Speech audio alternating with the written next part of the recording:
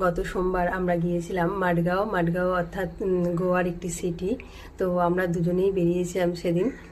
বাবিনকে নিয়ে নিই, বাবিনের স্কুল ছিল। তবে আমরা বাবিনের স্কুল থেকে রিটার্ন হওয়ার আগেই আমরা চলে এসেছিলাম বাড়িতে। তো যাই হোক, আমরা এখান থেকে সকাল 9:15 বাসে উঠেছিলাম।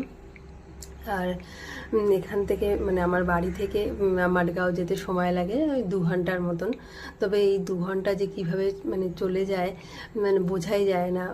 মানে আমার খুব ভীষণ ভালো লাগে।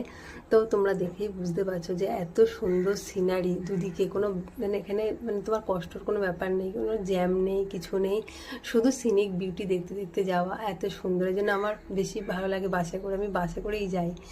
তো একটু ভয়ও লাগে এই মানে মাডগাঁওয়ের কাছাকাছি যে রাস্তাগুলো ভীষণই সরু, মানে একটা গাড়ি যেতে পারবে, একটা গাড়ি আসতে পারবে। বর্ষাকালের সময় খুবই মানে রিস্কি। আমরা চলে এসেছি মানে মাডগাঁওয়ের কাছাকাছি, সিটির কাছাকাছি চলে এসেছি। এটা হচ্ছে একদম মাডগাঁও প্রপার, মানে সেন্ট্রাল মাডগাঁও এটা।